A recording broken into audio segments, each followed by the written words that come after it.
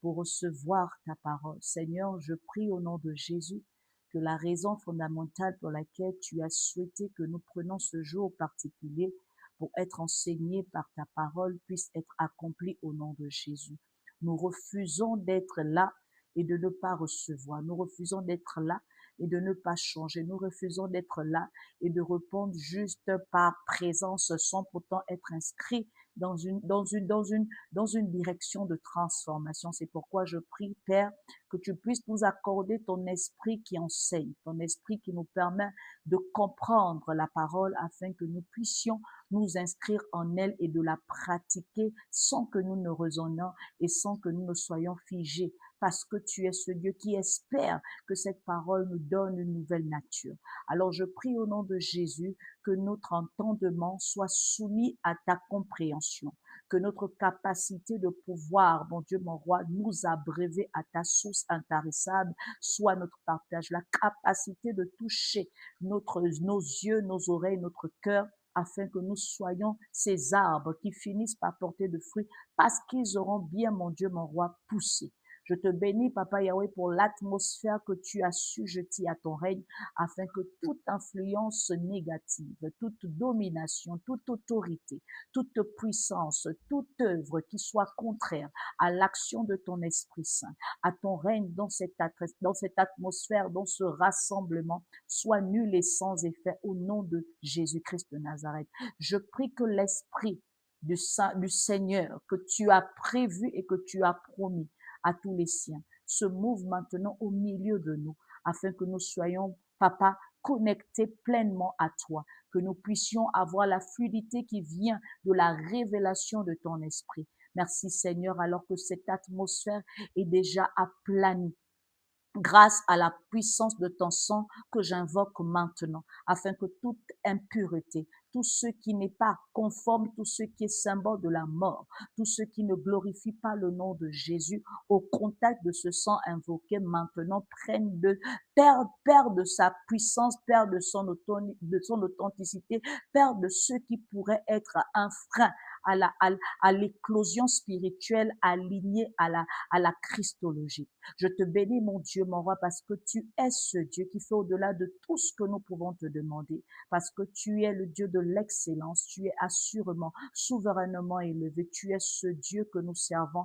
parce que pour nous, tu es le Dieu de vérité. Alors béni sois-tu pour cette vérité qui va encore nous garder sur ton chemin et nous apporter la vie. Je prie, mon Dieu, mon roi, pour le vase que je suis, afin que la parole que tu as mise à part pour chacun de nous puisse être relâchée selon ta fidèle pensée. Je refuse de faire parler ma pensée, je refuse de faire parler ma chair. Je me tiens devant toi afin que tu sois révélé au travers de moi, que ce soit toi alors qu'ils voient et qu'ils entendent. Je refuse d'avoir la prétention de la connaissance. Alors garde-moi humble en toi afin que la vérité, la puissance, le règne, la dimension de transformation puisse atteindre chacune de ces âmes en direct et même après. Béni sois-tu, mon Dieu, mon roi, pour l'humilité. Béni sois-tu pour la vérité. Béni sois-tu pour ton vocabulaire que tu me prêtes encore, afin de pouvoir m'aligner à la compréhension de chacun,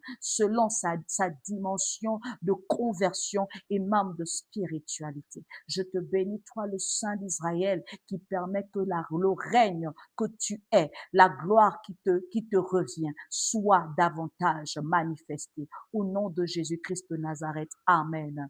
Amen, amen. Soyez bénis dans le précieux nom de Jésus-Christ de Nazareth. Aujourd'hui, nous parlons des clés fondamentales pour être en Christ ou encore des clés fondamentales pour suivre Jésus-Christ. L'une des raisons pour lesquelles le Seigneur m'emmène à parler de cela, c'est parce que beaucoup d'entre nous, nous disons être en Jésus-Christ, nous disons avoir les clés du royaume des cieux, nous disons suivre Christ, mais la vérité, c'est que très peu d'entre nous sont dans la vérité ou encore sont dans la voie qui sied ou que le Seigneur s'attend qu'il soit inscrit. Beaucoup d'entre nous sommes inscrits dans ce que nous pensons être vrai, alors que dans le fond, nous sommes dans l'illusion. Dans le fond, nous sommes parfois même dans le déni. Parfois, nous sommes nulle part. Et il est important pour certains de pouvoir avoir un rappel, pour d'autres d'avoir une révélation et pour le reste certainement d'avoir une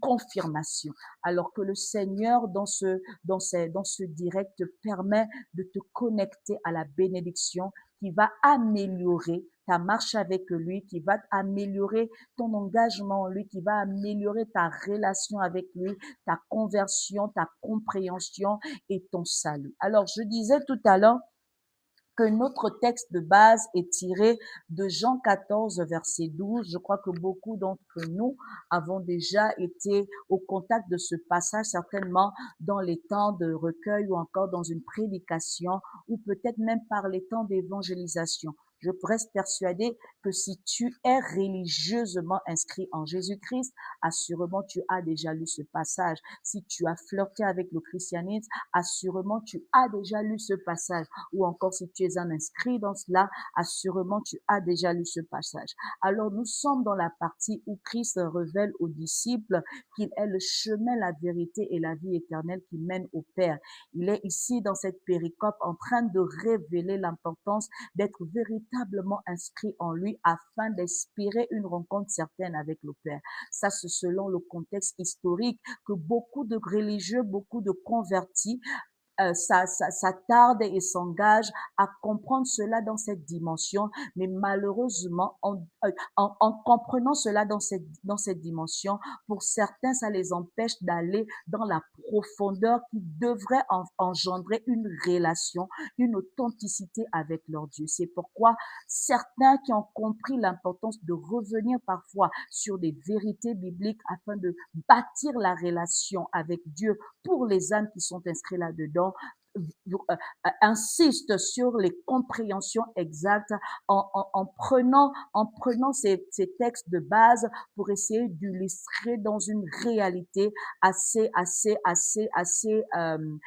accessible pour que la marche avec le Seigneur soit davantage authentique, soit davantage, comment je peux dire, fluide, soit davantage réel, soit davantage engagé. Alors, je disais, nous prenons le verset 12 parce qu'il est important que nous ne perdons pas du temps. Je ne veux pas assurément durer là. Alors, il est écrit dans le verset 12, Christ qui parle, il dit, oui, je vous le dis, c'est la vérité. Si quelqu'un croit en moi, je lis dans la version parole de vie. Si quelqu'un croit en moi, il fera lui aussi les actions que je fais. Cette personne fera même les actions encore plus grandes parce que je vais près du Père. Je relis, il est écrit, oui, je vous le dis, c'est la vérité. Si quelqu'un croit en moi, il fera lui aussi des actions que je fais. Cette personne même, cette personne fera même des actions encore plus grandes parce que je vais près du Père. Ça, c'est Christ qui parle aux disciples, comme je le dis, parce que beaucoup d'entre eux étaient en train de poser des questions qui frisaient à une sorte de confusion ou encore à une position qui emmenait le Christ à se poser la question, mais attendez, depuis longtemps, vous marchez avec moi. Depuis longtemps, vous me voyez faire des choses. Comment est-ce que jusqu'à ce niveau, après tout ce que j'ai fait devant vous, après tout ce que j'ai enseigné, vous arrivez quand même à douter de qui je suis. Vous arrivez quand même à vous poser la question où se trouve le Père, alors que pendant longtemps, ma manière d'avoir marché au milieu de vous, ma manière d'avoir été un exemple pour vous, ma manière d'avoir été votre maître devrait engendrer en vous la capacité de pouvoir connaître le Père et de ne pas me poser des questions comme où se trouve le Père ou encore comment est-ce que nous parvenons à pouvoir le toucher, le rencontrer ou encore comment est-ce que nous pouvons être persuadés que nous sommes déjà aguerris, que nous sommes déjà dans une position d'être capables d'expérimenter cette dimension de spiritualité vérité ou d'authenticité que tu as. Et là, Christ répond en disant, en fait, le problème qui se pose ici ou encore qui devrait être exposé ici, qui devrait être notifié par rapport à votre question est lié à la croyance. Parce que tout part à partir de cette fondation, à partir de cette base. Il est impossible de marcher avec quelqu'un, il est impossible de s'allier à quelqu'un, même dans notre vie de tous les jours, et de ne pas croire en la personne. Il est impossible d'avoir un projet avec une personne sans pourtant avoir confiance à cette personne. Parce que la réalité voudrait que lorsque nous sommes inscrits dans cette relation ou encore dans ce partenariat et qu'on ne soit pas convaincu, on se retrouvera à mal se séparer ou encore à vivre des choses qui ne seront pas agréables parce que dans la base, il y avait manque de confiance, il y avait quelque chose qui était contraire à la construction. Donc le Seigneur dit, il revient, il dit, attendez, ici, la base de tout, c'est que vous ayez la foi, c'est que vous croyez en moi, parce que croire veut dire avoir la foi. Croire veut dire faire confiance. Croire veut dire avoir l'assurance. Croire veut dire avoir la conviction. D'accord? Et là, c'est Jésus dit, il faut que vous ayez la conviction. Parce que si vous n'avez pas la conviction, même si je suis en train de faire tout ce que je suis en train de faire, je ne peux pas atteindre l'objectif en vous. Vous devez me faire confiance parce que même si je suis en train de vous montrer tout ce que je sais, si vous ne me faites pas confiance, comment est-ce que ça va vous servir? Parce que pour faire confiance pour pouvoir utiliser quelque chose qui a été fait par une personne avec qui nous sommes alliés, il faudrait qu'on fasse confiance à l'exploitation que lui-même il aurait fait au préalable. Donc, c'est une interpellation pour nous tous. C'est vrai que nous prions, c'est vrai que nous jeûnons, c'est vrai que nous disons que nous sommes à l'église, nous sommes dans la religion, mais j'ai envie de répéter encore dans ce direct que la religion ne sauve pas. Et il n'est pas convenable de s'inscrire dans le christianisme en gardant que notre position dans la dimension de la religion ou encore en se focalisant que dans le contexte historique sans pourtant embrasser une réalité qui va nous permettre de nous inscrire dans l'authenticité, dans une relation véritable avec ce Dieu. Alors Christ te parle comme il est en train de parler aux disciples aujourd'hui. Autrefois, il s'agissait de Philippe. Autrefois, il s'agissait de Pierre. Autrefois, il s'agissait de Jean. Autrefois, il s'agissait de Jacques. Autrefois, il s'agissait de tous ces disciples. Mais en Christ, nous sommes supposés être des disciples parce que nous disons l'avoir confessé comme étant sauveur et Seigneur personnel. Mais moi, j'ai envie de te poser encore la question ce soir. À quel niveau de confession tu as manifesté ta croyance envers Dieu, envers Jésus-Christ? Parce que beaucoup d'entre nous avons manifesté notre croyance à la dimension du consommateur. Or, il est important de manifester, de prouver sa confession à la dimension du suiveur. Oui, au début de notre marche, il y a quelque chose qui nous attire. Mais pendant que nous sommes en train de marcher, pendant que nous sommes en train d'observer, parce que la foule est celle qui regarde et les disciples, c'est ceux-là qui marchent avec le Christ. Donc oui, au début, on peut être des observateurs. Au début, on peut être là en train de contempler, d'admirer. Mais une fois qu'on a fini d'admirer, la suite logique voudrait qu'on s'inscrive à désormais marcher. Donc beaucoup d'entre nous sommes venus à Christ, mais nous sommes venus à Christ dans la dimension de la foule, parce que nombre d'entre nous, nous sommes que des consommateurs, nous sommes que des engagés, nous sommes que des adhérents à cette confession par rapport à la main de Dieu, par rapport au miracle de Dieu, par rapport aux bénéfices que nous tirons du pain qu'il nous donne. Et c'est une mauvaise manière de s'inscrire, surtout lorsqu'on espère améliorer sa relation avec le Seigneur, surtout lorsqu'on espère un salut éternel, parce que la vérité voudrait que nous sachions que la venue de Christ n'a pas été accomplie pour que nous soyons juste des spectateurs de ce qu'il aura fait. d'aller à la croix, mais que nous devenons des engagés, nous devenons des âmes qu'il a conquis, qu'il a su recueillir parce que nous aurions décidé de lui offrir notre vie en décidant de marcher avec lui. Alors ce soir, le Seigneur ne s'adresse pas à la foule et il ne voudrait plus que tu restes dans la dimension d'être dans la foule.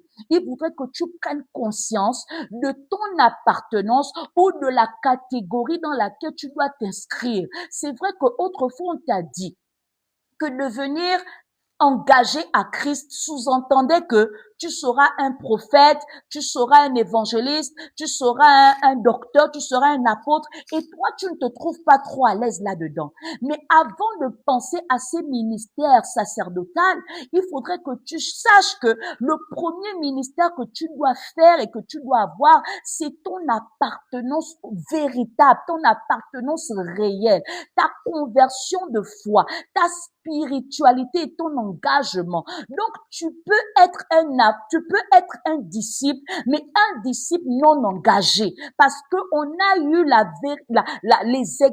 les différents exemples de ces disciples qui étaient dans le clergé, qui étaient dans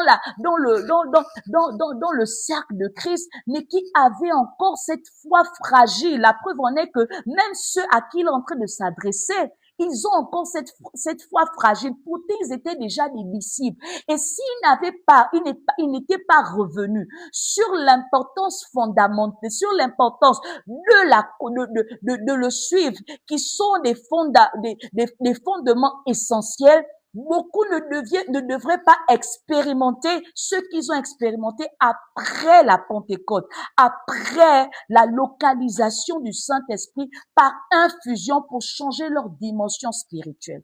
Donc, l'enseignement n'est pas là pour te juger. L'enseignement n'est pas là pour te garder hostile. L'enseignement n'est pas là pour que tu te dises que ça, c'est prêcher pour autrui. L'enseignement est là pour t'améliorer, pour te permettre d'aller encore plus loin.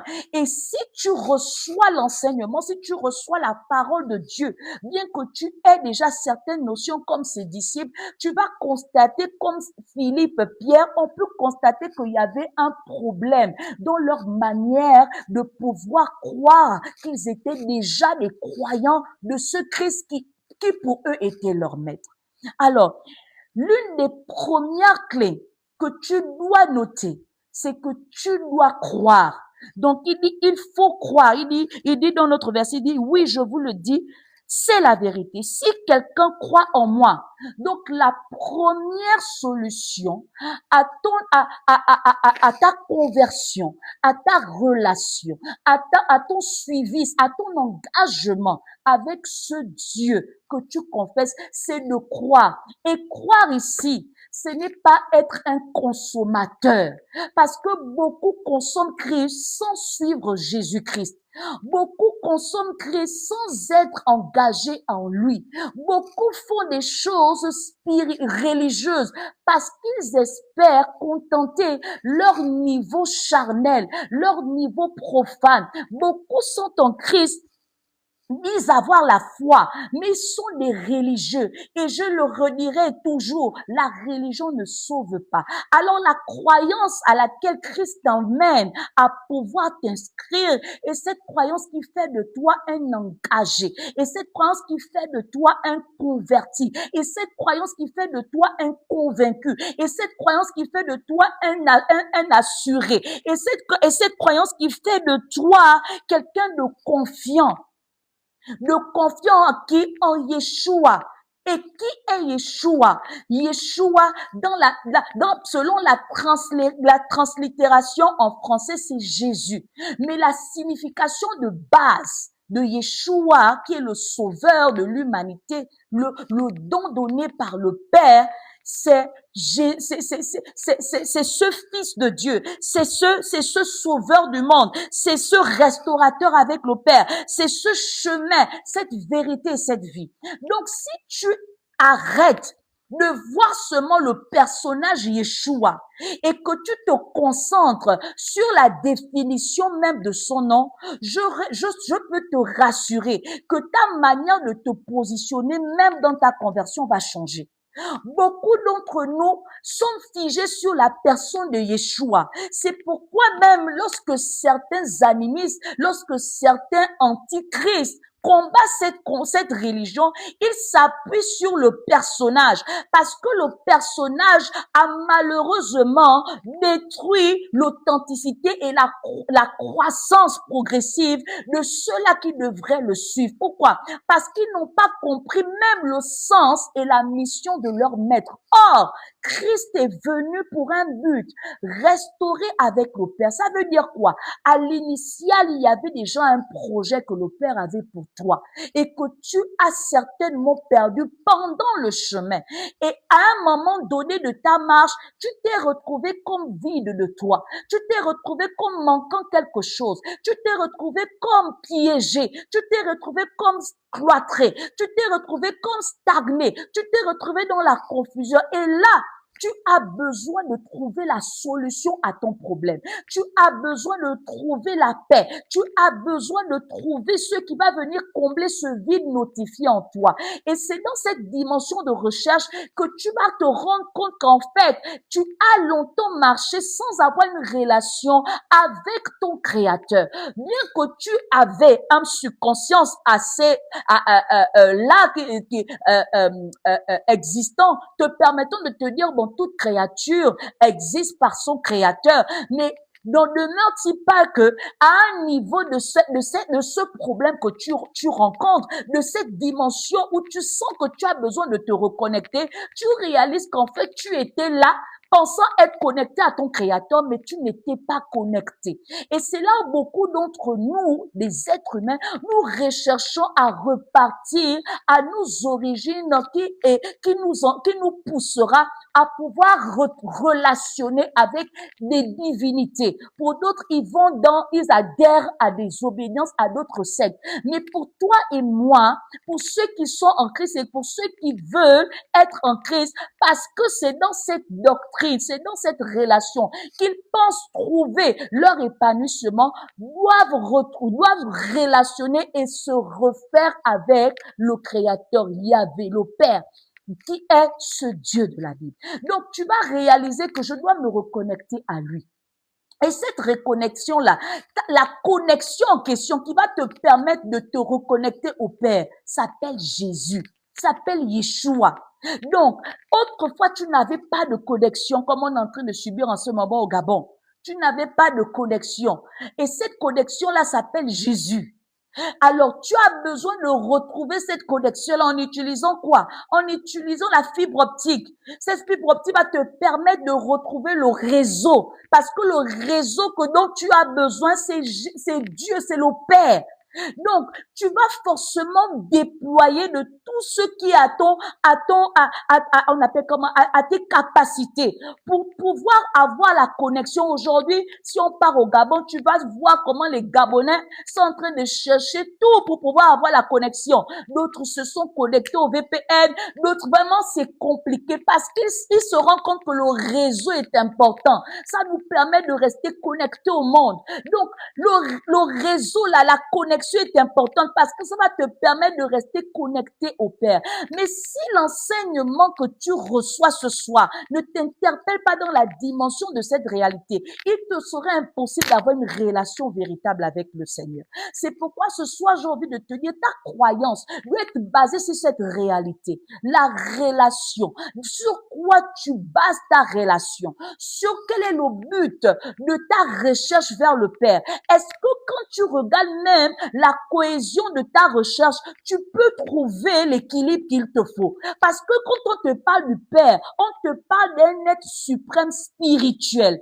Donc, la première connexion que tu dois avoir avec lui ne devrait pas s'aligner sur la recherche des biens éphémères, non, mais sur la recherche de l'équilibre dans la dimension de l'invisible qui te poussera à te connecter spirituellement. C'est pourquoi en revoyant cette compréhension, tu vas réaliser qu'en fait, autrefois, tu avais cherché à connecter un besoin physique au Dieu, au Père qui est esprit. Mais si tu revois la compréhension de la foi, tu vas réaliser que, en fait, je dois chercher quel est le problème dans l'invisible que j'ai pour me reconnecter au Père, pour que par cette reconnexion, ce peut-être que je recherche physiquement puisse m'être accordé. Et c'est là où beaucoup d'âmes, quand ils repartent en eux, ils vont voir tous les manquements qu'ils ont. Toi, pendant que tu penses que tu as besoin d'un bébé, tu as besoin de l'argent, tu as besoin de la santé, je ne sais pas trop. Ton problème est ailleurs. Parce qu'on peut t'accorder ce bébé. Mais s'il a été déclaré dans ta vie spirituellement que les fondations de ce problème sont plus réelles que la science, tu vas te retrouver à repartir sur ce même projet parce que ça n'aurait pas subsisté longtemps. Donc, il faut repartir à la racine de ton mal pour pouvoir trouver une solution pour toujours. Donc, ne cherche pas le Père pour avoir l'argent en papier. Parce que tu peux avoir l'argent en papier. Mais quand tu auras l'argent en papier, ça va servir à d'autres personnes. Tu vas remarquer que quand tu as l'argent, c'est là où les problèmes arrivent. Si tu n'es pas hospitalisé, si tu ne te fais pas braquer, si tu ne dois pas subvenir aux besoins de ta famille, si tu ne dois pas, ça dit que l'argent ne t'appartient pas, tu l'as physiquement, mais ce n'est pas pour toi spirituellement. Donc, si tu ne pars pas à la racine de l'absence financière, comment est-ce que tu vas te solutionner? Tu auras toujours l'impression de refaire les mêmes choses. Tu auras toujours l'impression de pouvoir ne pas te situer. Et c'est comme ça que beaucoup de dits chrétiens se retrouvent frustrés, se retrouvent religieux, se retrouvent charnels, se retrouvent superficiels, se retrouvent dans ce qui est léger. Parce que la vérité, c'est qu'ils n'ont pas commencé à solutionner la relation dedans. Donc, la croyance voudrait que tu solutionnes la relation dedans. Comprends que quand Dieu te parle de la restauration, il te parle de la dimension d'abord spirituelle. Donc, tu dois devenir spirituel pour que à des niveaux de ta vie, on ne te domine plus. Tu ne te sens plus diminué. Tu ne te sens plus comme quelqu'un qui n'a pas de valeur. Parce que à la base, tu auras retrouvé ton équilibre. Donc, la croyance que Dieu voudrait que tu aies est interne avant celle que tu veux voir de tes yeux. Philippe a dit, montre-nous le Père, nous voulons le voir. Il parlait du regard physique et Dieu, Jésus, dit non, ce n'est pas physique. D'abord, c'est dedans. C'est ce qu'il y a dedans. Si tu n'as pas la conviction interne, même si on te montre le physique, ça n'aura aucun effet. Donc, que ta croyance shift, cesse d'être un consommateur, devient un engagé, devient un suiveur. Et ce suiveur-là porte la croix. Ce suiveur-là a des objectifs plus ambitieux que ceux que tout le monde recherche. Que ce que la chair recherche. Alléluia. Donc, aie la croyance en ce Dieu. Arrête de te dire que la croyance est, je ne crois en Dieu que lorsque je vais avoir cela physiquement. Non. Je crois en Dieu parce que j'ai déjà la ferme conviction qu'il est présent en moi. Et quand Dieu est présent en toi, il y a même des choses que tu ne pourras pas faire. Parce que tu es tellement conscient de la présence de Dieu en toi, qu'il y a des choses que tu ne fais pas à cause de cette prise de conscience. Aujourd'hui, les chrétiens sont livrés à n'importe quoi. Parce qu'ils n'ont même plus à l'esprit que Dieu est là. Ils n'ont plus à l'esprit, c'est-à-dire qu'ils n'ont plus la crainte de Dieu. Parce que quand tu es conscient que Dieu est là avec toi, tu vas te gêner de faire certaines choses. Tu vas te gêner parce que tu vas te dire que comment est-ce que je peux déshonorer la présence de cet être suprême en moi.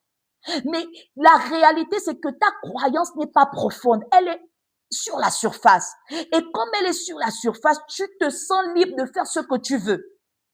Tu fais tout ce désordre-là que tu veux. Tu crois tout ce que tu crois. Parce qu'en fait, tu n'as pas la conscience, tu n'es pas dans la conviction que la présence de Dieu est là. Toi, tu ne considères que la présence de Dieu en toi quand tu es dans les problèmes. C'est là où tu considères la présence de Dieu en toi. Tu ne considères que la présence de Dieu en toi lorsque tu veux te servir de Dieu. Alors que la présence de Dieu en toi n'est pas là pour te servir. La présence de Dieu en toi est là pour l'honorer, pour le révérer. Alléluia. La présence de Dieu en toi est là pour te permettre d'avoir une attitude, une manière de pouvoir mener ta vie parce que Dieu est là. Qui peut se permettre d'avoir un comportement devant une haute autorité? Personne. Au risque de se faire réprimander, au risque de se faire sanctionner. Donc, tu as cette crainte parce que tu vois l'autorité. C'est pourquoi tu es conscient que tu ne peux pas faire cela. Mais si le chrétien inscrit dans la relation profonde avec son Créateur, avec son Dieu, était aussi réel que la même révérence, le même respect observé lorsqu'on voit une autorité devrait être son partage. Parce que tu sais que devant toute autorité, on se doit de veiller sur son comportement, sur sa manière d'être. Donc la croyance ici que Dieu recherche dans ces chrétiens de cette génération, où on confond tout et n'importe quoi. Aujourd'hui, lorsqu'on regarde les chrétiens, on se dit que tout le monde est dans la dimension d'être des consommateurs. Parce que les chrétiens sont devenus des intéressés. Les chrétiens sont devenus des légers, des prostituées. Excusez-moi du terme. Les chrétiens sont devenus des profanes. Les chrétiens sont seulement dans ceux qui on appelle comment, en anglais, that shows off. Ils sont seulement dans les apparences. Ils ne sont plus dans la devenance. Or, être en Christ, c'est travailler. Paul pouvait dire, je traite durement mon corps. Je traite durement mon aspect physique. Pourquoi? Parce que je ne veux pas manquer. Quand il dit, je ne veux pas manquer mon appel. Je ne veux pas manquer mon témoignage, mon engagement avant de parler de la félicité. Donc, la personne qui est inscrite dans cette dimension de croyance veillera à ce que la révérence qui est due à Dieu soit observée. Au point où tu ne vas pas être dans n'importe quoi. Tu ne vas pas te permettre à déshonorer le sacré. Tu ne vas pas te permettre à douter de ce que Dieu veut que tu fasses ou encore de ce que tu devrais faire en tant que converti dans cette doctrine, dans cette secte. Parce que oui, être en Christ, c'est appartenir à une secte. Et aujourd'hui même, ce sera même notre troisième point. Aujourd'hui, on veut tellement rendre le christianisme dans la religion, alors que c'est vraiment une chose qui est tellement profonde, qui est tellement grand. Arrêtez de garder le christianisme dans la religion. C'est pourquoi on ne voit plus les résultats au milieu chrétien. Et quand il y a des résultats qui sont extraordinaires, tout de suite on affrète ça au monde des ténèbres. Dès qu'on voit un serviteur de Dieu qui fait des exploits, alors que lui-même, Christ a dit, vous en ferez des œuvres plus grandes que moi. On se dit tout de suite que comme ça n'existe plus dans le milieu chrétien, c'est que quand les choses sont mal faites, quand les choses sortent de les limites du christianisme, non, ce serviteur de Dieu l'est allé toucher. Ces servants de Dieu là n'est plus dans le vrai. Là, vous faites maintenant les choses d'Nganga. Là, vous faites maintenant des choses des occultistes. Là, vous faites maintenant les choses de, est-ce que Christ, lui-même Christ, a chassé les démons. Il a ressuscité les morts. Christ, il a guéri les malades, des maladies dites incurables, par son authenticité en tant que fils.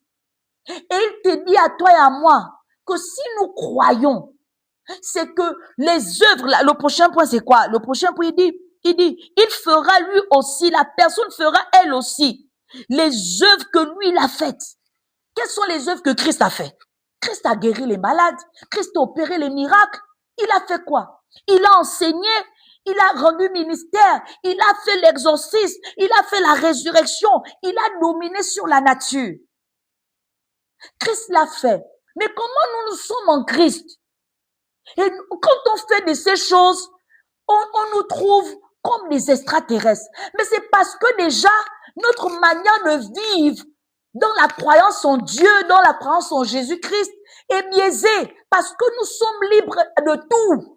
On n'est pas conscient de la présence de Dieu dans nos vies. Donc, puisque les gens ne voient pas la présence de Dieu dans notre vie, quand ils constatent les miracles que nous faisons au nom de ce Dieu, ils se posent la question. Vous allez remarquer que l'une des craintes développées avec les pères des églises catholiques, le clergé des églises catholiques, c'est parce que quand on les observe, on voit en eux des personnes qui ont le respect du sacré. Mais pourtant, quand tu vas dans leur cuisine interne, là, ce n'est pas propre, hein. Ce n'est pas aussi propre que dans les églises protestantes. Yes! Mais leur manière de mener leur vie dans une vie de chasteté, de réserve, quand tu les regardes, tu les appelles santos, tu les appelles saints. On est obligé de croire quand ils font l'exorcisme. On est obligé de croire quand ils guérissent là-bas. On est obligé de croire quand ils enseignent. On est obligé de croire quand ils font tout ce qu'ils font. Pourquoi? Parce que déjà à la base, quand on regarde à leur vie au quotidien, ils ressemblent à la vie que prônait Christ. Mais aujourd'hui, tu vas voir les chrétiens protestants, ils s'habillent comme ils veulent, ils vivent comme ils veulent, ils partent là ils veulent, non, ils font tout, sauf ce qui ressemble à ce que Christ lui-même faisait. Donc, quand on les voit aujourd'hui, ils prophétisent, ils font ceci, alors que dans la vie de tous les jours, on n'observe pas comme on voit nos pères padres. On est obligé de les accuser. Et comme les chrétiens protestants ne sont pas aussi conservateurs comme les autres là-bas, donc quand il y a clash là-bas, on se combat même nous-mêmes. Parce qu'en fait, on n'a même pas pu prendre soin de symboliser l'amour du Seigneur en nous. Mais chez les autres là-bas, l'église catholique, même si c'est sale, ils vont tout faire pour démentir. Pourquoi? Parce qu'ils ont compris ce que beaucoup les protestants n'ont pas compris. Mais je répète bien, pourtant là-bas, c'est pas propre. Donc, si nous prenons la peine, nous, des églises protestantes, je ne sais pas, les autres dénominations là, qui avons eu une révélation autre, mais qui suivons Christ, essayons de travailler sur la prise de conscience de la présence de Dieu. Je suis presque persuadée que les résultats que nous essayons de faire pour certains qui sont vrais ne seront pas remis en question. Yeah. Et maintenant, pour ceux-là qui sont déjà dedans, comprenez que quand on fait des œuvres, quand on suit Christ, on est obligé de guérir les malades. On est obligé de faire des miracles. On est obligé d'enseigner. On est obligé de faire de l'exorcisme. On est obligé de rendre ministère. On est obligé de faire les œuvres qu'il a faites. On est obligé d'être dans l'œuvre de la rédemption. On est obligé. Donc, il n'est pas normal que tu dis que tu es en Christ et tu es en Christ seulement que pour toi. Incapable même de faire une prière pour te guérir quand tu es malade. Incapable de faire une prière pour que la personne qui est en face de toi, qui pense que toi tu es chrétien, puisse recevoir la guérison. Elle la reçoit. Pourquoi? Parce qu'en fait, tu n'es pas un suiveur de Christ. Mais la deuxième clé de celui qui suit Christ, fais les actions de Christ. Quelles sont les actions que tu fais au quotidien qui sont celles de Christ? Est-ce que tu pries? Quand tu pries, les malades sont guéris? Est-ce que tu fais des miracles? Quand tu fais le miracle, c'est à cause du nom de Dieu? Est-ce que quand tu te vois dans la position, tu arrives à dominer sur la nature, comme Christ l'a fait, changer l'eau en vin? Toi, tu t'es limité seulement à comprendre le changement d'eau en vin pour consommer l'alcool. Et dire qu'il n'a pas été interdit aux chrétiens de consommer l'alcool. Si seulement si tu avais compris la profondeur de cette transformation, tu n'allais pas te focaliser sur la consommation de l'alcool. Parce que l'une des vérités rattachées à cette transformation et cette domination sur cette nature, c'était la révélation de ne plus faire des choses qui soient profanes et qui viennent nous garder toujours dans le péché. C'est pourquoi l'eau symbolise nous, les êtres, les humains, sans le Seigneur. Et quand lui change cette eau-là avec le vin, comme le contexte historique, biblique le dit, en fait, derrière le vin, c'est le sang, c'est sa vie. Ça symbolisait son amour, parce qu'il s'est offert par amour. Donc, quand il vient changer cette eau-là, c'est nous qui croyons en lui, qui recevons cette transformation. Donc, il nous invite comme ça là, en ayant, je vais bloquer celui-là.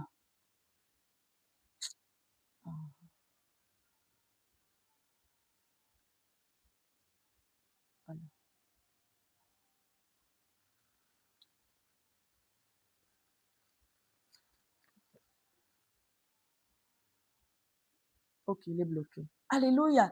Donc, nous devons comprendre cela, que la capacité de dominer sur les choses naturelles est divine. Il y a des dimensions de notre nature humaine. Lorsque nous sommes inscrits dans la divinité, ne devrait plus dominer sur nous. Lorsque nous sommes inscrits dans la conversion de foi, ne devrait plus dominer sur nous. Parce que nous ne sommes plus seuls, nous avons maintenant la divinité en nous. Et quand nous avons la divinité en nous, ça veut dire que les limites qui étaient les nôtres ne peuvent plus nous dominer ou encore ne peuvent plus être notre partage. Et comme ce n'est plus notre partage, à cause de l'aide, la présence de cette divinité en nous, ça nous permet de faire des choses au-delà de nous, au-delà de nos limites. Et vu que nous sommes dans le Seigneur Jésus-Christ, qui est notre maître, qui est l'auteur de notre foi, on est obligé de faire des choses comme lui. Ne nous limitons pas seulement à partir à l'église, non. Essayons de travailler sur les œuvres à faire. Essayons de devenir spirituels. La capacité d'être spirituel est importante. En quoi est-ce que ta spiritualité en Christ peut faire du bien autour de toi? En quoi est-ce que tu marques la différence? Parce que tu es spirituel. Regardez les autres. Quand ils se font initier dans leurs choses, quand ils font des trucs ailleurs, tu peux sentir, toi-même tu sens qu'ils transmettent quelque chose. Parce qu'ils sont sérieux et conscients. Ils respectent leur divinité. Les résultats que tu ne parviens pas à faire en Christ, c'est parce que tu ne respectes pas la divinité, parce que tu ne fais pas confiance à ta divinité, parce que tu n'as pas l'honneur pour elle. Et là où il n'y a pas l'honneur de Christ, mieux n'est pas. Parce qu'on est susceptible de pouvoir avoir un don, mais sans la présence de Dieu. Et quand on n'a pas la présence, c'est qu'on est mort, même si on est en train d'utiliser ces dons. Mais c'est la présence qui vient faire la différence. Et il faut que les chrétiens que nous sommes et que nous disons être cultivent et préservent la présence. Qu'on pouvait dire Moïse, je ne peux pas aller sans toi. Qu'on pouvait dire le roi David, je préfère que tu m'enlèves tout que de m'enlever ta présence. Parce que quand on te retire la présence de Dieu, c'est que tu es déjà mort même si tu vis. C'est que tu n'as aucune valeur même si tu as les dons. Mais quand tu as la présence de Dieu, même si tu n'as pas les dons se révéleront. Donc, cultivons la présence de Dieu. Et dans la présence de Dieu, nous allons faire des grandes choses. Tu te lèves le matin, tu sais ce que tu dois faire pour être une source de bénédiction pour les autres. Pour être une source de bénédiction pour le monde là où tu as été établi. C'est important. Quelle est l'œuvre de Christ que tu fais? Tu vas au travail, oui, c'est pour manger. Mais tu es sûr que pendant que tu le fais, Christ, le Seigneur, trouve son compte là-dedans. Sinon, cherche à ce qu'il trouve son compte là-dedans. Tu es dans ce que tu es. À quel niveau tu révèles Christ? Il était un charpentier. Il était un architecte. Mais ça ne l'empêchait pas d'accomplir la mission de son père. Yeah. Il était fils de Joseph et de Marie. Mais ça ne l'empêchait pas d'être le fils de Dieu. Il avait des responsabilités, mais ça ne l'empêchait pas d'accomplir sa mission. Aujourd'hui, on trouve des justifs pour ne pas accomplir nos missions à cause des responsabilités des hommes que nous avons, à cause du contentement de notre chair que nous avons. Et ce n'est pas convenable, c'est s'inscrire et de demeurer dans la dimension de la foule, des consommateurs. Mais celui qui suit le Seigneur Jésus-Christ, celui qui dit qu'il est véritablement inscrit en lui, se doit d'avoir cette clé-là, palpable. Je prie, il y a la guérison. Je fais des miracles au nom de Jésus. Je domine sur la nature, de sorte à ce que les œuvres de la chair ne m'empêchent pas d'honorer mon Dieu, de sorte à ce que je renonce aux œuvres de la chair, parce que je veux honorer mon Dieu. Je ne suis pas de ceux-là qui refusent de faire la délivrance d'eux-mêmes.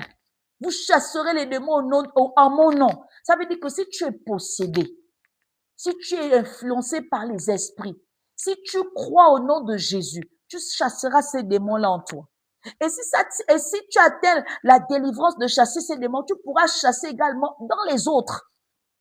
Mais toi, au lieu de chasser, les démons se réjouissent dans ton corps. Ils colonisent tous les jours ton atmosphère à ne pas se conformer à la délivrance pour ne pas que tu sois agréable au Père. Mais ce soir, cette révélation doit te pousser à travailler davantage sur ta relation avec ce Seigneur, sur ta marche. Cesse d'être un spectateur, sois un acteur. L'invitation de ce soir, c'est que tu deviennes un acteur de cette doctrine. Parce que oui, longtemps tu as été un spectateur et tu es frustré parce que en vérité tu étais un spectateur qui s'ignorait ou qui savait. Donc si tu travailles avec une intention arrêtée, tu vas réaliser que tu deviendras la meilleure version de toi. Et même quand tu n'auras pas ce que tu attends dans ta chair, ça ne va pas changer ton engagement à ce Dieu. Ça ne va pas changer ta détermination à rester spirituel. Parce que tu sais que la vie éphémère que tu as ne détermine pas et ne domine pas sur la vie spirituelle. Donc, étant conscient de cette dimension de révélation, ne pas recevoir physiquement ne sera pas tant un mal, tant que tu sais maîtriser le spirituel. Parce que tu sais que tôt ou tard, dans la maîtrise du spirituel, tu vas finir par posséder le physique. Commence à briser le mur de Jéricho pour posséder Canaan. Commence à affronter les géants de Canaan pour véritablement voir le miel et le lait qui se trouvent à Canaan. Parce que oui, la bénédiction est là, mais la capacité de dompter spirituellement fera en sorte que tu puisses toucher à la bénédiction. Donc, si tu ne veux plus être un chrétien qui se dit être chrétien engagé en Christ et plus frustré, travaille sur ta spiritualité. Tu devras travailler et maturer là-dedans pour que dans ta maturation, tu puisses voir les bienfaits en ayant la capacité de jouir parce que le spirituel demande beaucoup de travail et beaucoup de temps. Contrairement aux choses éphémères. C'est pourquoi tu vas voir que dans la vanité, il est facile de posséder. Mais dans la spiritualité, ça demande beaucoup de sacrifices. Parce que c'est quelque chose qui est appelé à demeurer. Donc, ce qui va perdurer demande plus de sacrifices et de temps. Donc, tu ne peux pas dire que tu as prié une année et espérer devenir spirituellement élevé. C'est pas possible. Tu as besoin de prier plusieurs années avant d'avoir une transformation grandissante dans ta spiritualité. C'est pas parce que tu as jeûné une année que tu penses que tu es déjà fort, non. Donc le spirituel demande un travail, un sacrifice énorme pour l'atteindre. Ce n'est pas comme la vanité. Parce que la vanité est corrompue, elle est corruptible. Mais le spirituel ne corrompt pas. Le spirituel marche selon les lois. Les lois qui le dirigent. Donc le monde des esprits est tellement organisé que tu ne peux pas les corrompre. Tu ne peux pas corrompre ce niveau. Tu es obligé de t'inscrire dans les lois, dans les principes pour pouvoir naviguer là-dedans. Et si tu veux cesser d'être cette frustrée, se frustrer en Dieu, ce religieux, travaille sur ta spiritualité. Ne travaille pas sur ta religion. Ne sers pas à l'église pour avoir des titres. Non. Ne viens pas à l'église. Ne fais pas tout ce que tu fais là, réciter les versets bibliques pour avoir une impression, donner une apparence, un genre aux gens. Alors que dans le secret à part, tu es comme les fils de Sépha. Ne cherche pas de te donner une impression alors que tu n'as pas ça. Ne cherche pas. Aujourd'hui, on a beaucoup de tonneaux vides dans les églises. Beaucoup de tonneaux vides dans le christianisme. Parce qu'on n'arrive pas à leur dire la vérité. Mais comprends avec moi que si ton secret est bafoué, ta vie spirituelle ne pourra pas être révélée. Et si elle n'est pas révélée, tu auras et tu mèneras une vie sur terre sans véritable impact, sans véritable contrôle, maîtrise de soi et toujours insatisfait. Alléluia. Donc, comprends que le spirituel, ça se travaille à un prix énorme. Le dernier point. Il faut dépasser les limites israélites. Je préférais mettre ça là comme ça. Il dit, et vous en ferez des plus grandes. Non seulement vous ferez des actions comme moi, mais vous en ferez des plus grandes. Waouh! Tu as envie de te poser la question, comment est-ce que Christ, qui est supposé être fils de Dieu, me dit à moi, après lui, que je ferai des œuvres plus grandes? Parce que oui, il ne parle peut-être pas de la qualité à sa dimension. Il parle des résultats par rapport au fait que lui, il a conquis Israël dans son contexte historique, mais il nous a interpellés par les disciples en disant qu'aller faire des nations des disciples, aller et remporter cette victoire. Et ça, c'est ce que tout le monde sait. Mais la vérité, c'est que les nations même, quand on voit les pays et autres en dehors d'Israël, là, si on ne se focalise pas seulement là-bas, on revient sur les nations qui sont à côté de nous. Je crois qu'on va beaucoup gagner. Aujourd'hui, on constate que parce que Israël, là, ce sont les religieux. Aujourd'hui, les chrétiens font des exploits selon la religion. Au lieu de faire des exploits selon la relation qu'ils ont avec leur Dieu.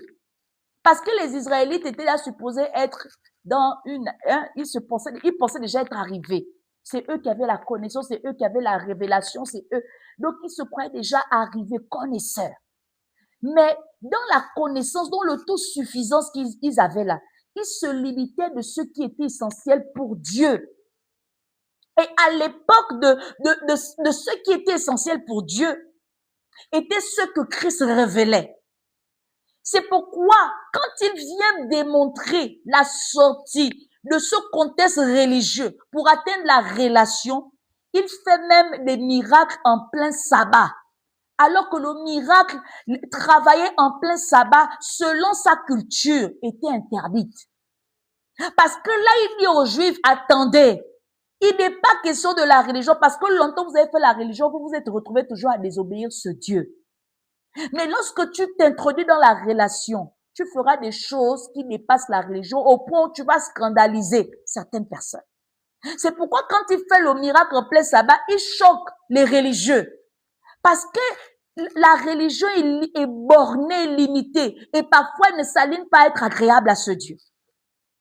C'est pourquoi quand tu vas voir certains chrétiens faire des choses, ils utilisent par les symboles, certains actes.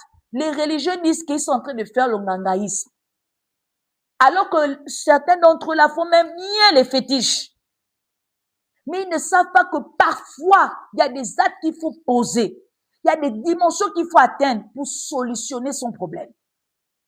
Pour trouver la solution exacte. Il y a des folies qu'il faut montrer pour montrer que nous avons la foi. Pas parce que nous voulons avoir une impression d'effrayer les autres. Non. mais parce que nous sommes dans une relation où Dieu nous demande de faire quelque chose à l'instant et nous devons faire cela. Donc, conquérir Israël, les nations là, la capacité de délimiter les limites d'abord qui sont en toi. Si tu ne délimites pas les limites qui sont en toi, il te sera impossible de pouvoir atteindre les autres territoires. Parce qu'en toi, tu n'as pas pu déjà conquérir certains territoires. Donc, avant de penser nation à l'extérieur de toi, de l'expansion pour certains serviteurs de Dieu, en dehors d'eux, est-ce que tu as déjà remporté les territoires en toi? Parce que dans toi, il y a des territoires et dans ces territoires, il y a des nations qui vont être gagnées. Pourquoi? Pourquoi je te le dis? Si par exemple en toi, il y a un problème de paresse et que tu n'as pas triomphé de la paresse, les âmes que tu devras bénir de sortir de la paresse ne seront pas gagnées parce que oui, elles sont dans ces nations, mais comme toi, tu ne les as pas conquis dans toi, qui est un premier territoire, tu ne peux pas les atteindre en dehors de toi. Si tu es une menteuse, un menteur, un fourbe, et tu dis que tu es en Jésus-Christ alors que tu es un escroc, comment est-ce que tu vas les convaincre les autres qui sont escrocs? Puisque toi-même en toi, tu n'as pas déjà conquis le territoire là. Donc, comme tu n'as pas conquis ce territoire, tu ne pourras pas remporter la victoire sur les autres. C'est pourquoi avant de penser nation à l'extérieur de toi, vois les nations que tu dois conquérir en toi parce que c'est ce que tu as que tu donnes aux autres. Et aujourd'hui, les chrétiens sont devenus toxiques. Pourquoi? Parce que longtemps, les autres qui se frottent à eux n'ont pas triomphé leur eux. Donc, comme ils n'ont pas triomphé leur eux, ceux qui communiquent aux autres, c'est ceux qu'ils ont à l'intérieur d'eux. Mais c'est seulement si on revoyait les choses dans le contexte salvateur, dans le contexte christologique, on va retrouver une dimension qui soit appropriée et qui embrasse le cadre divin, le cadre proposé par Dieu. Donc, dépasser les limites d'Israël là, c'est sortir de la familiarité, c'est sortir des limites religieuses, c'est sortir de ceux qui te bornent à ne pas aller dans la relation avec Dieu. C'est sortir de ceux qui satisfait ton confort. De fournir les efforts qui te sortent de ton confort et qui t'inscrivent dans le confort divin. C'est ça. Donc, comprends avec moi que devenir chrétien, c'est pas un titre. C'est une véritable appartenance et qui s'inscrit sur ces trois éléments. La croyance, là, ce n'est pas le fait de croire parce que tu vas voir et tu vas toucher. C'est quelque chose qui se passe à l'intérieur de toi, où tu deviens véritablement un confesseur par la détermination de t'engager en ce Dieu. Tu deviens un acteur. Et quand tu deviens un acteur, ça veut dire qu'il y a des décisions que tu devras prendre. Il y a des actions que tu devras poser qui prouvent que tu es véritablement un acteur. Parce que ces scènes-là ne peuvent pas être jouées sans que toi, tu n'agisses. Oh, my God. Il y a des actions que tu dois faire. C'est pas quelqu'un qui viendra jouer ces scènes-là pour toi. Et c'est pourquoi, comme tu ne joues pas ces scènes-là, ça reste comme ça. Et Dieu ne peut pas avancer. Parce que la scène doit être jouée par toi. Il ne peut pas avancer. Et quand il n'avance pas, le temps qui passe, c'est toi qui perds. Il viendra te chercher là, tu n'auras rien fait. Et il va placer quelqu'un d'autre. Il va placer quelqu'un d'autre. Donc arrête de perdre du temps. Gagne en temps. En devenant un acteur de ta foi. Parce que la foi sans œuvre est une foi morte. La foi sans œuvre est une foi morte. Fais les actions qui ressemblent à Christ. On ne t'a pas demandé de quelqu'un d'aller commencer à marcher sur les eaux. Tu marches maintenant sur les eaux parce que Christ a marché sur les eaux. Non, ce n'est pas de ça dont il est question. Ça, c'est avoir comment une réflexion charnelle et purement, j'ai envie de dire même, vicieuse. Vicieuse. Parce que tu n'as pas, comme la relation n'existe pas dedans, tu n'as même pas compris ce qui t'est demandé de faire. Marcher sur là, spirituellement, les eaux, ce sont les problèmes. Les eaux, ce sont les problèmes. Et quand Dieu te demande de marcher, ça veut dire qu'il te demande de ne pas permettre à ce que les problèmes te submergent. C'est ça. Parce que en tant qu'un croyant qui a la foi, tu sais que le Dieu que tu sers est le Dieu de l'impossibilité. Donc, si tu l'invoques en esprit en vérité, ce qui va venir sera pour la gloire de ce Dieu. Parce qu'il y a des situations où Dieu te placera pour être la révélation. Donc, si toi, tu te focalises par rapport au problème sans chercher le but de Dieu, tu vas manquer ta gloire, tu vas manquer ton avancée. Parfois, tu n'es pas dans un problème parce que tu as désobéi à Dieu. Tu es dans cette dimension parce que Dieu veut te révéler au monde. Parce qu'il y a des âmes qui ont besoin que toi, tu montes de ta bravoure pour entrer dans leur succès. Donc, si toi, tu regardes, tu commences à perdre du temps à regarder comment est-ce que ça va, tu vas manquer quelque chose. C'est pourquoi ne regarde pas à Christ, ne suis pas Jésus-Christ comme un religieux. L'invitation ici, c'est d'avoir la relation. Parce que quand tu as la relation, tu comprends mieux la personne. Tu comprends la personne. Tu n'as même pas besoin de parler. Vous comprenez parce que la relation est authentique. La relation existe. Elle est basée sur quelque chose qui existe. Et quand tu as la relation avec la personne, il y a des sentiments, il y a des dimensions où, parce que vous avez une relation qui est tellement forte que tu vas te surpasser. Et tu feras en sorte que les limites ne soient plus des limites pour toi. Tu vas te surpasser. Tu vas pas être un religieux. Tu vas pas être un xénophobe. Parce que tu sais que le spirituel n'est pas raciste. Le spirituel n'est pas limité. Le spirituel est illimité. Aujourd'hui, Dieu peut te dire, fais ça. Ce n'est pas parce que ce n'est pas écrit dans la Bible que c'est sorcier. Arrêtez de faire culpabiliser ceux-là qui bâtissent une relation avec Dieu. Arrêtez ça. Et c'est souvent dans les foyers chrétiens que ça existe. Les super religieux. Vous empêchez les gens, les âmes de Dieu de connaître une expansion spirituelle. Il y a des folies que Dieu peut te demander de faire pour atteindre une dimension spirituelle.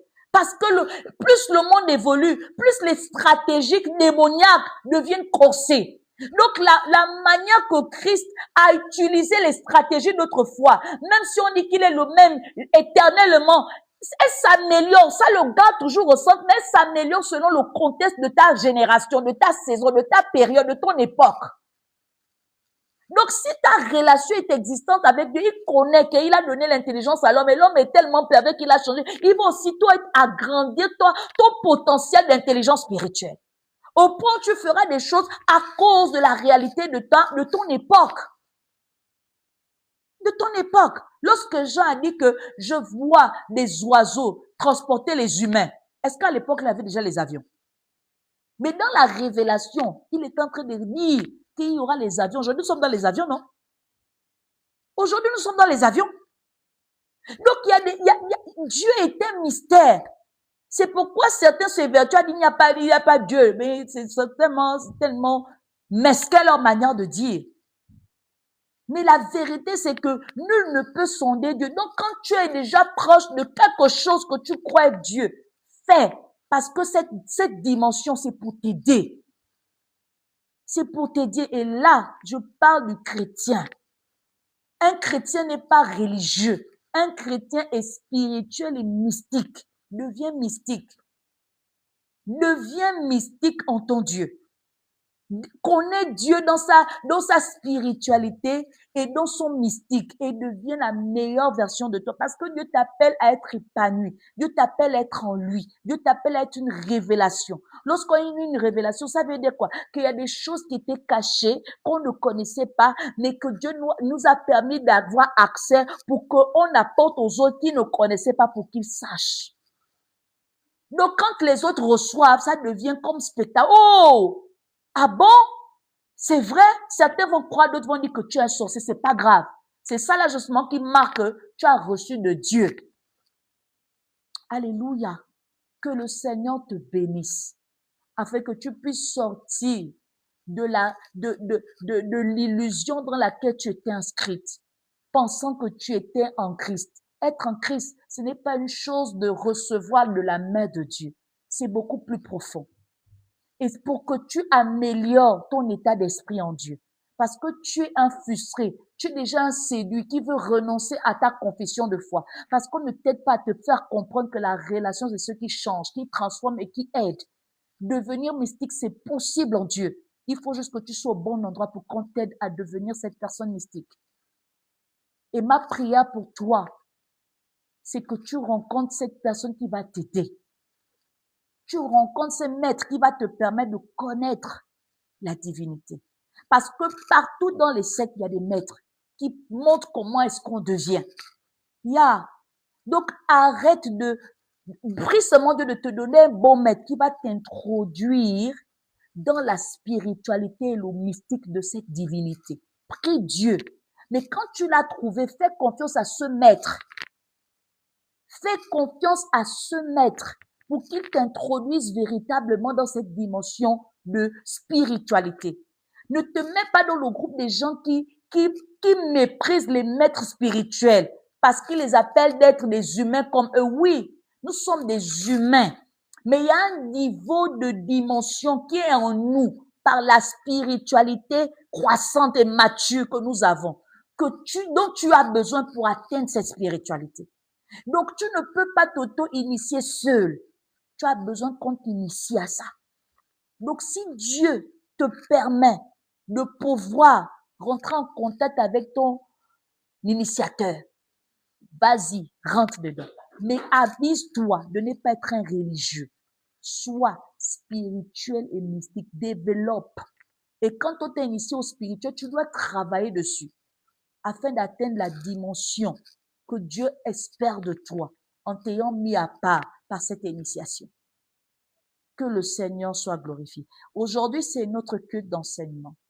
Je me permets pendant ce culte de répondre à quelques questions. Alors, je ne vais pas enlever la coutume. Je vais juste donner quelques minutes pour que chacun pose les questions.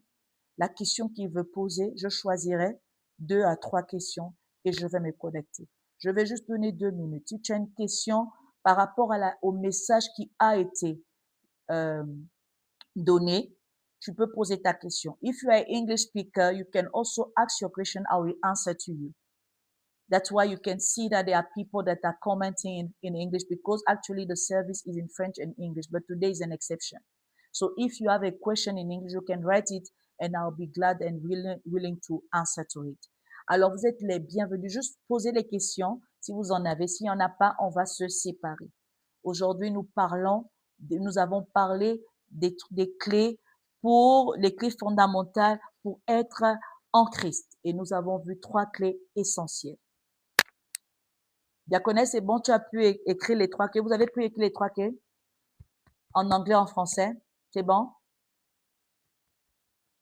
En dehors des commentaires. Est-ce qu'il y a des questions? Il y a des questions. S'il n'y a pas de questions, on va se déconnecter. Je vais prier, puis nous allons nous déconnecter.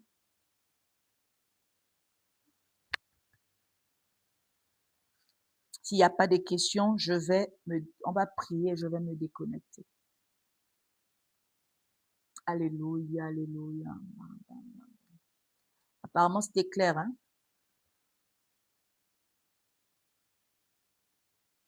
Bon. Est-ce qu'il y a des questions?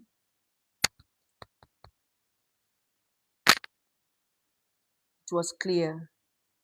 Okay.